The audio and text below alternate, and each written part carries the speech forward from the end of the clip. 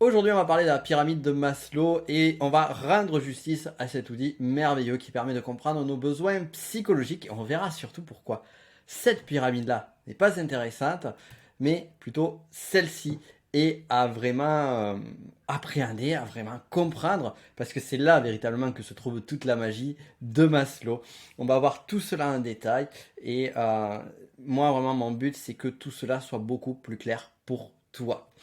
Alors, pour reprendre le contexte, la pyramide de Maslow, c'est une pyramide qui parle des différents besoins chez les individus.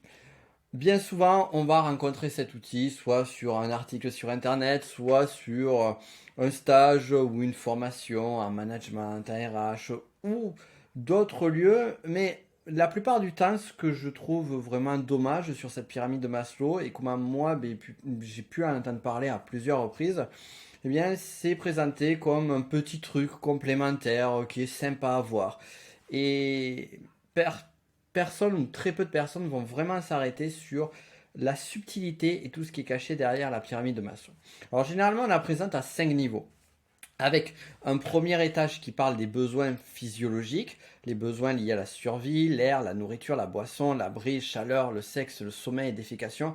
En d'autres termes, tous les besoins qui sont immédiats. À un moment donné, tu te retrouves à un instant de ta journée, tu as super faim et tu te rends compte que ta capacité de concentration elle commence à chuter progressivement. Et tu ne penses qu'à une chose, c'est de te dire, bon ben voilà, quand est-ce que le repas va arriver? Eh bien, là, ici, on se rend compte que notre activité est en train de perdre de son intensité. Pourquoi? Parce qu'il y a un besoin plus fondamental, en d'autres termes, un besoin physiologique, qui rentre en jeu à un instant donné et qui nous fait oublier tout le reste. Classique aussi, tu es au cinéma ou tu es en train, encore le cinéma, on peut sortir rapidement, mais tu es en train d'assister à une conférence, à une présentation ou une réunion et tu as énormément envie d'aller aux toilettes, d'aller faire pipi. Eh bien, qu'est-ce qui va se passer? Ben, au début, tu vas te contenir, ça va être gênant. Puis petit à petit, au fur et à mesure que la présentation va avancer, tu vas penser juste qu'à ça. Et là, c'est les besoins physiologiques. Ce qui veut dire en d'autres termes, c'est que on a la nécessité de remplir nos besoins physiologiques et ce le plus rapidement possible. Et c'est quelque chose de vital. On comprend d'ailleurs pourquoi, eh bien, le sommeil est si vital, manger et ainsi de suite. Et le sexe est lié à la reproduction, à la préservation de l'espèce. C'est aussi pour ça qu'on est sur une partie très instinctive de l'être. Ensuite vient des besoins un petit peu plus hauts, c'est-à-dire besoin de sécurité. C'est des besoins qui vont amener une projection à plutôt court, moyen, voire parfois long terme. C'est pouvoir se protéger contre les éléments, sécurité, l'ordre, la loi, la stabilité. Poser des limites également. En d'autres termes, si à un moment donné je me retrouve dans un pays où, eh bien, du jour au lendemain, parce qu'il y a une guerre, eh bien, il y a une insécurité très forte qui se présente, eh bien, je vais être capable de trouver la motivation nécessaire pour quitter ce pays, qui est pourtant le pays dans lequel j'ai vécu peut-être pendant 40, 50, 60 ans, afin de préserver ma sécurité. Et c'est là où on est en train de toucher quelque chose de fort sur les exemples que je t'ai donnés jusqu'à présent. C'est que les besoins qui sont identifiés dans la pyramide de Maslow sont des facteurs de motivation importants qui peuvent nous amener à prendre des décisions radicales pour notre vie. Dès lors, il est nécessaire de les comprendre. Et la pyramide de Maslow fonctionne dans un sens où finalement on va avancer progressivement sur les besoins. Alors d'ailleurs, on va enlever cette pyramide et on va aller sur celle-là et on va continuer là-dessus. Euh, donc ensuite, on a le besoin d'amour et d'appartenance. Le besoin d'amour et d'appartenance, c'est des besoins plus d'ordre affectif. Recevoir, donner de l'affection, recevoir, donner de l'amour. On prend du plaisir à donner de l'amour aux autres. On éprouve du plaisir, de la joie à donner son affection aux autres. Le besoin d'affiliation, le besoin d'amitié, d'intimité, d'intégration du groupe. Euh, Pourquoi une des peurs les plus fortes au monde, c'est la peur de parler en public? Ben parce que justement, si on échoue le- la présentation en public, on peut être poussé en ridicule, on peut être exclu du groupe. C'est aussi pour ça qu'on va voir que finalement, les peurs liées au rejet ou à l'abandon vont être très fortes. Là, on va retrouver le besoin d'amour et d'appartenance. À savoir ici, quand je parle de Roger Damano, je ne parle pas forcément des 5 blessures, puisque d'ailleurs les 5 blessures sont issues d'autres travaux sur lesquels il y a, il me semble, 8 ou 9 blessures, entre guillemets. Et ici, pourquoi la peur de l'abandon et la peur du rejet va en parler à beaucoup de personnes? Parce qu'on est sur des besoins assez premier niveau, j'allais dire. D'ailleurs, les 4 premiers niveaux sont plus des niveaux, les 4 niveaux ici, qui sont des besoins que l'on va remplir parce qu'ils vont nous aider à stabiliser notre vie. C'est-à-dire qu'on va sentir, tant qu'on n'a pas rempli ces différents besoins, ou qu'on n'a pas la sensation d'avoir rempli ces différents besoins, à savoir qu'il y a une différence entre avoir la sensation de remplir un besoin et le remplir. Nous, ce qui va nous intéresser, c'est psychologiquement, puisqu'on parle de besoins psychologiques, qu'est-ce qui va se passer lorsqu'une personne a la sensation qu'un besoin est rempli, même si ce n'est pas forcément le cas de façon factuelle. D'ailleurs, qu'est-ce que la vision factuelle et qu'est-ce que la réalité? Ça, c'est un autre sujet. Mais pour la psyché de la personne, lorsqu'elle a la sensation qu'elle a rempli un besoin, elle va chercher à remplir les besoins d'après. Donc au début, elle va remplir son besoin physiologique. Et une fois que j'ai fait pipi, que je me sens mieux, là, je vais pouvoir aller sur les autres besoins. Je suis dans une salle, je suis en train d'écouter une conférence. Le besoin de sécurité, on est tranquille ici. Il n'y a pas un animal sauvage qui va sauter du jour au lendemain et rentrer dans la salle de conférence. Je ne pense pas. Le bâtiment est sous une forme de sécurité et il ne va pas y avoir une guerre civile. En fait, ça on n'y pense même pas, parce qu'on sait qu'on est en sécurité. Donc ce besoin de sécurité, il est rempli. Besoin d'amour et d'appartenance. Peut-être qu'à la fin de la conférence, je vais me sentir un peu seul ou seul. Ça t'est déjà arrivé, je suis sûr. Où tu arrives, tu fais des événements et finalement tu connais personne. Là, le besoin d'appartenance, il va devenir fort. Et les premières énergies que tu vas mettre en place, c'est essayer de faire du lien avec des personnes. Et une fois que le lien est fait, vient en scène le besoin d'estime de soi. Le besoin d'estime de soi qui est un besoin très présent dans la société d'aujourd'hui. Je suis de regarder sur les réseaux sociaux, Instagram est un des meilleurs exemples de cela. C'est l'estime par les autres, l'estime de soi, la réussite, le statut social. C'est pour ça que sur Internet, tu vas voir des personnes qui vont te vendre des trucs avec des jolies voitures, des ceci, des cela, parce que le statut social fait rêver et remplit le besoin d'estime de soi, on comprend mieux, le besoin de respect, la réputation. C'est pour ça que le mécanisme de honte, par exemple, que la grande majorité d'entre nous souhaite éviter, et donc là où il y a une peur de honte, on est sur le besoin d'estime de soi. Et donc Maslow, lorsqu'il a développé son travail, qui a duré de nombreuses années, Abraham Maslow, qui est un chercheur à la base, il a donné 5 niveaux. Donc les 4, et il dit une fois qu'on a rempli ces 4, on peut aller tendre vers une évolution de l'être. Et on va aller sur le besoin de réalisation de soi. Le besoin de réalisation de soi, donc je ne vais pas rentrer plus dans les détails dessus. Si tu veux aller plus loin, je t'invite à regarder en description, il y a une seconde vidéo qui est complémentaire, qui va beaucoup plus loin là-dessus. Elle est disponible pendant un temps limité, donc regarde si elle est encore accessible dessous. Et sur le besoin de réalisation, vraiment pour faire court, on est sur un besoin où on va chercher à s'accomplir soi. C'est ce que Jung il évoque sur le phénomène d'individuation. Alors, il n'y a pas que ça, mais l'individuation de Jung, c'est vraiment...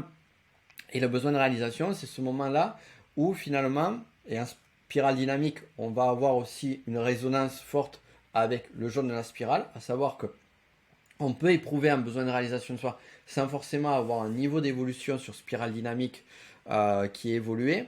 Pareil, spirale dynamique, si tu souhaites en savoir plus, j'ai mis une masterclass en description.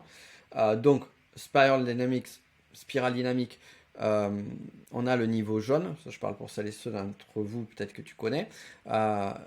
On peut éprouver un besoin de réalisation sans forcément à ce niveau-là. On peut éprouver un besoin de réalisation sans forcément être dans un stade d'individuation. En revanche, lorsqu'on va être dans ces stades d'évolution de l'être, c'est-à-dire un stade d'individuation ou le niveau jaune de la spirale dynamique, le besoin de réalisation de soi va être majoritaire, va être prioritaire dans la vie. Le besoin de la réalisation de soi, c'est quoi? C'est s'accomplir. C'est, comme je l'ai écrit dans mon livre, que l'on peut voir ici, je ne sais pas si tu le vois bien, trouver votre mission de vie. Et la réalisation de soi, c'est quoi? C'est pas trouver la mission de vie, c'est l'accomplir. D'ailleurs, dans le bouquin, je t'explique comment la trouver et l'accomplir après, comment la mettre en place. Et donc, une personne qui a défini un sens, un but à sa vie, ou qui sait plus ou moins quel est le sens de sa vie, il veut mettre toute son énergie là-dessus. Et en fait, il va plus rechercher, c'est ça qui est intéressant, alors, il n'a plus besoin de rechercher une forme de réputation, une forme de réussite, de succès. Il peut s'en foutre royalement. Les conventions, les statuts sociaux ne vont pas forcément être importants. Le besoin d'amour et d'appartenance, eh bien, ils seront remplis aussi. Donc, ça ira bien. Cependant, il peut arriver à un moment donné qu'il y a une situation de vie qui va faire que, pour X raisons, eh bien, par exemple, guerre civile ou autre, eh bien, des besoins en dessous vont se représenter. Ou une difficulté financière, par exemple. Si une difficulté financière, là, c'est le besoin de sécurité qui va être mis en danger. Les besoins de sécurité, t'en vas pas, reviens là. Voilà. Et donc, il nous reste des points d'interrogation ici. Pourquoi 8 niveaux et pas 5? Et donc, ici, on en vient donc à cette grande question, ben, tout simplement parce que Maslow a créé cette première pyramide et il a continué à bosser. Il n'a pas juste dit, bon ben j'ai fait le job, ciao, démerdez-vous. Sauf que son travail était tellement innovant à l'époque que cette pyramide à 5 niveaux a été utilisée très rapidement après la présentation de ses travaux. C'est pour ça que c'est très vite rentré en entreprise. Je parlais de RH, je parlais de formation entreprise et tout, c'est pas pour rien. C'est très vite rentré, on va dire, dans l'utilisation commune parce que c'est efficace, parce que c'est un modèle qui permet de mieux définir les mécanismes psychologiques. Et c'est un modèle qui est simple. Et j'évoquais d'autres modèles, la spirale dynamique, l'énéagramme. Si tu me connais, tu sais que j'ai fait pas mal de travail, pas mal de vidéos d'ailleurs, tu trouveras sur cette chaîne sur l'énéagramme. On pourrait parler des métaprogrammes PNL, de la pyramide de Diels, de tout ça, et de bien d'autres outils encore. Et la pyramide de Maslow qui s'inclut là-dedans, ce sont des modèles, des grilles de lecture qui permettent de simplifier la perception de la réalité. Sauf qu'ils sont toutes et tous perfectibles, puisque la réalité, on ne pourra jamais la voir avec finesse.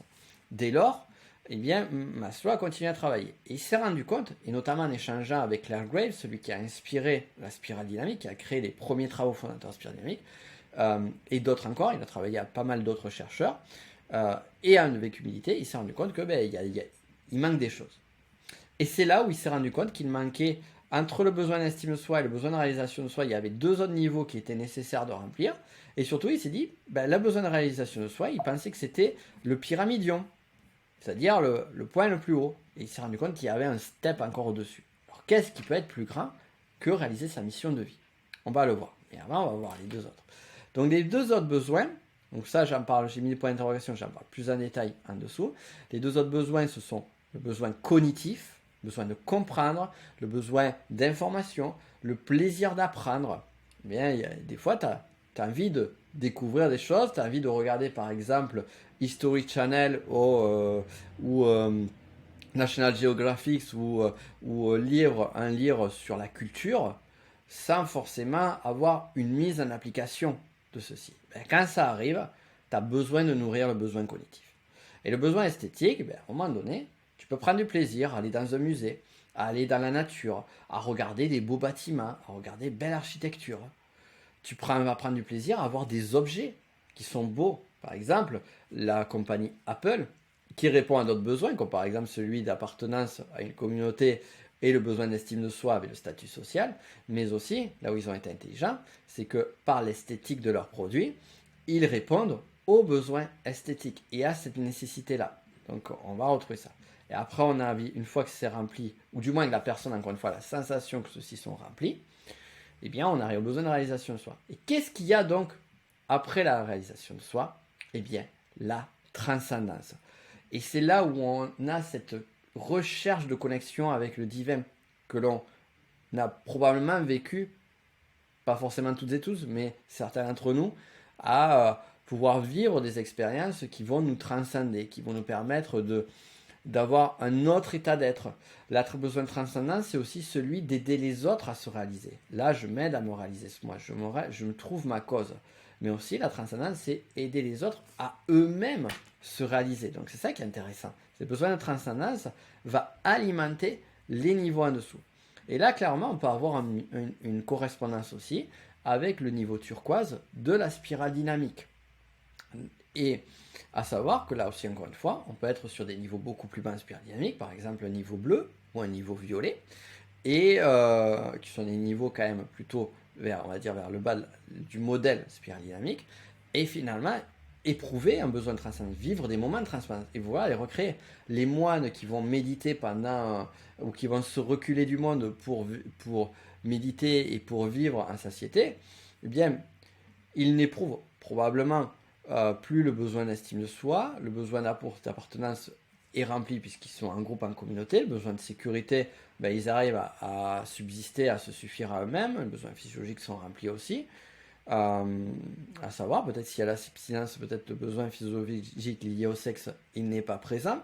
Et c'est là aussi on peut voir parfois que ça peut amener certaines autres problématiques. Mais bon, c'est pas le sujet ici.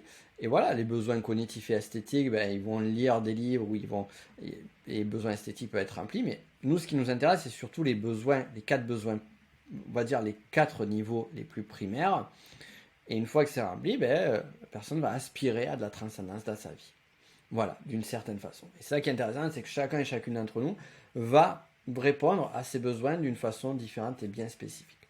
Voilà ce que j'avais à te dire en premier lieu, je dirais, parce que c'est juste une introduction, ce que je viens de te dire là, sur les 8 niveaux de la pyramide Maslow et les besoins psychologiques. Si tu veux aller plus loin avec moi, et si celle-ci est encore disponible, je t'invite à regarder vivement, parce que c'est que pendant quelques jours, une seconde vidéo qui est en dessous et qui te permettra d'aller plus loin sur tout cela.